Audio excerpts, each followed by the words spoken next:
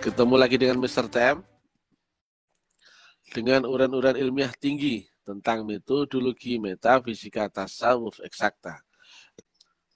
Judul yang kita angkat kali ini adalah menyampaikan dakwah taklim ma'rifat itu rasa-rasanya seperti menyampaikan ajaran agama baru.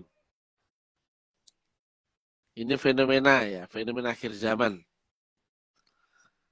Jadi kami betul-betul merasakan apa yang dipesankan Nabi tentang gambaran akhir zaman, bahwasanya Islam akan kembali menjadi sangat asing. Asing itu apa? Sangat sedikit, dianggap aneh, dianggap nggak lazim, nggak sama dengan pandangan banyak orang. Itu asing ya. Awalnya dahulu, di zaman agama sebelum-sebelumnya, agamanya telah rusak, maka Islam datang dalam keadaan juga yang sangat asing. Dimusuhi orang oleh kaum Quraisy lainnya, ya, oleh Abu Lahab, Abu Jahal, dan segala macam itu. Ditentang, dianggap bid'ah, kata mereka. Kata Abu Lahab, Abu Jahal, kenapa kau Muhammad mengajarkan ilmu yang tidak sama yang dikerjakan oleh orang-orang tua kita dahulu? Itu kan bid'ah. Dianggapnya lah bid'ah. Kemudian dianggaplah gila.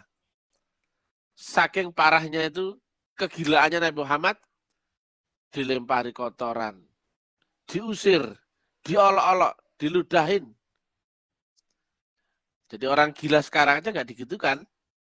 Tapi junjungan Rasulullah Muhammad itu diusir, diolok-olok. Nah, seperti itu. Sangat aneh. Padahal sama-sama merasa agama itu sama. Jadi jangan dikira Abu Lahab, Abu Jahal itu orang nggak beragama. Bukan. Keduanya adalah tokoh besar di kaum Quraisy saat itu. Ya, pamannya Nabi ini paman loh ini, keluarga loh ini. Tokoh besar, ulama besar di kala itu. Itu yang memusuhi Nabi habis-habisan. Itu zaman Islam datang pada awalnya. Karena zaman agama telah rusak. Makanya Allah memperbaharui agamanya lewat diturunkannya lah risalah dengan beserta orang yang membawanya, yaitu seorang utusan, untuk memperbaiki metodologi agama yang sebelumnya telah rusak. Nah, karena Islam ini level paling tinggi, maka bahasanya adalah menyempurnakan agama-agama dahulu. Asing, aneh, sedikit, dianggap sesat, gila, berlebihan, mengada-ngada, bodoh, macam-macam. Nah, demikian juga kata Nabi, datang dalam keadaan asing, pun demikian nantinya akan menjadi asing kembali. Saat dakwah taklim ma'rifat menyampaikan sekarang, di akhir zaman ini, dianggap aneh, asing, sesat, macam-macam. Jadi sangat tidak familiar ya. Dan yang bisa menerima dakwah taklim ma'rifat hanya orang sedikit sekali. Nah, Nabi pun demikian. Dulu membuat ya 3 klasifikasi manusia ya. Yaitu 3 golongan. 1, orang-orang beriman, yaitu orang-orang yang menerima Islam yang disampaikan lewat metodologi yang dibawa oleh Rasul. 1. Kedua, orang-orang kafir. Orang yang dari awal menolak sampai akhir pun menolak, konsisten menolak. Dan yang ketiga adalah golongan orang munafik. Jadi orang yang awalnya menerima, kemudian berbalik, kemudian menyerang, menghasut, itu memang sudah ada. Dan itu hukum ya. Kita akan mengalami persis sebagaimana zaman Rasulullah Muhammad dahulu. Hal yang terjadi di zaman ini, maka case by case-nya sesuai dengan existing zaman ini, interpretasi zaman ini. Persis. Akan dimusuhi, dihujat, dianggap syirik, dianggap kafir, dianggap macam-macam. Padahal semuanya pun ada di dalam kitab suci, ya.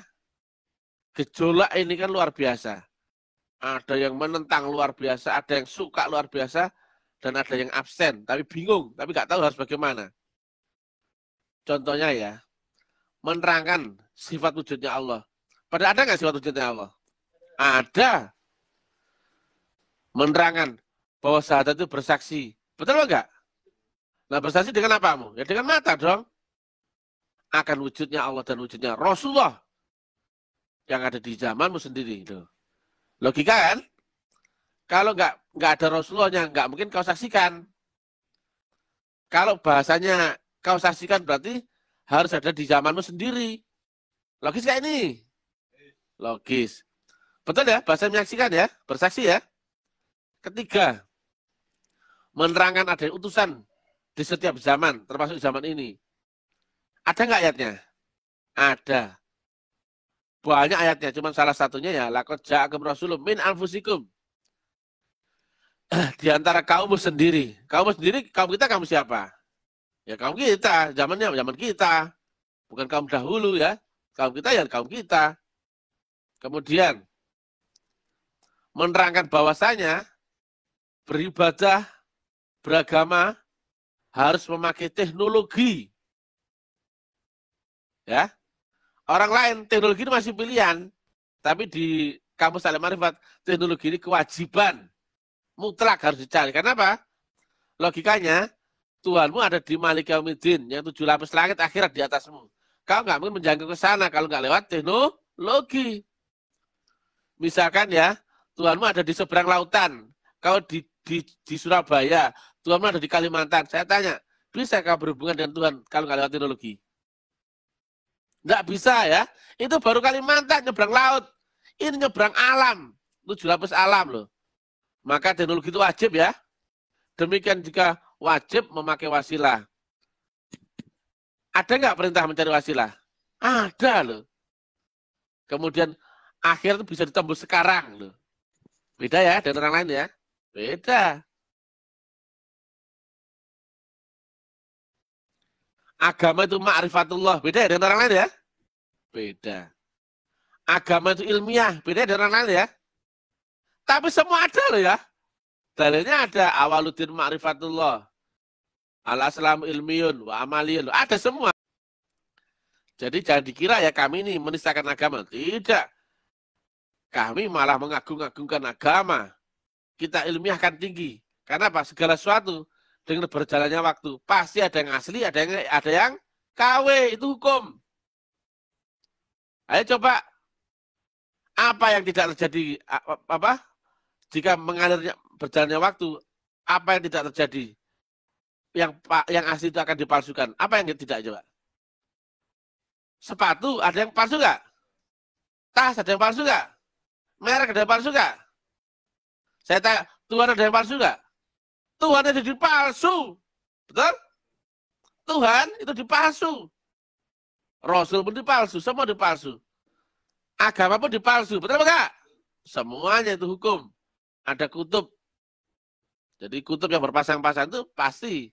Ada hitam, ada putih, ada siang, ada malam. Ada asli, ada palsu, itu hukum. Jangan dikira Islam ini Islam yang asli semua. Alah. Nyatanya, sama-sama merek Islam, banyak aliran golongan mazhab, organisasi versi, tafsir dan sebagainya, interpretasi dan sebagainya. Loh, ya kan? Itulah makanya yang asli kemudian tertutup akan yang palsu-palsu. Akhirnya orang nggak kenal yang asli lagi. Ditanya syahadat, dia nggak ngerti kok. Apa yang kau saksikan dalam syahadatmu? Kan Allah mestinya. Dan Rasulullah Muhammad. Ya enggak? Bisa kau saksikan. Loh, kan nggak ngerti. Lah kalau syahadatnya nggak ngerti, berarti Islammu batal nggak? Batal. Nah kalau iman di dalam Quran ternyata adalah nur yang ditanamkan dalam qalbumu, As-Surah 52, kalau orang yang nggak dibaiat, berarti orangnya belum beriman, berarti mereka masih kafir. Ada ayatnya nggak? Ada. Dan kenyataannya, sholatmu kan sholat jungkrak-jungkruk tok, betul apa enggak? Karena apa? Sholatmu nggak bisa mi'raj, nggak ketemu teknologinya, nggak ketemu gurunya, nggak ketemu alatnya, nggak ketemu caranya. Makanya nggak terjadi. As-sholatul mi'rajul mu'min nggak ada cerita. Bahkan banyak ulama kiai ustadz itu menganggap mi'raj itu mukjizat Nabi. Sudah gak ada nyari. Makanya dakwah taklim marifati rasa-rasanya seperti menyampaikan ajaran agama baru. Dimusuh dari mana-mana. Tapi ilmiah ya, itulah menangnya kita. Kita bisa menerang secara ilmiah. Jadi, walaupun mereka mendebat sana-sini, tapi tetap ilmiah. Nggak bisa dibantah. Tinggal bagaimana orang itu kita kikis otaknya itu. Sehingga lambat laun menerima keilmiahan. Nalar tinggi dari dakwah yang disampaikan oleh taklim marifat. Dalilnya jelas. Loh, ada loh tetap kamu tolak. Loh, ya enggak? Ada loh tetap ditolak. Kenapa? Karena nggak cocok dengan sudut pandangmu. Tapi dalilnya ada nggak? Ada. Nalar pun logikanya betul juga ya. Tapi kan tetap kamu tolak. 3. Sesuai dengan hukum ilmu pasti alam. Sunnatullah. Sesuai dengan pengetahuan ilmu pasti ya. Ilmu eksak. Semuanya sinergi sama ilmiah. Makanya kalau ilmiah nggak bisa dibantah. Kenapa? Seluruh sudut pandang akan membenarkan itu. Tapi masalahnya orangnya nggak ilmiah, orangnya nggak pintar, nggak ngerti apa alur berpikir yang ilmiah, jadi nggak bisa menerima dakwah-dakwahnya taklim marifat. Tapi nggak apa-apa, itu sudah hukum alam. Pasti akan terjadi 3 golongan, yaitu golongan orang yang menerima, yaitu orang beriman, orang yang kafir, dan orang yang munafik.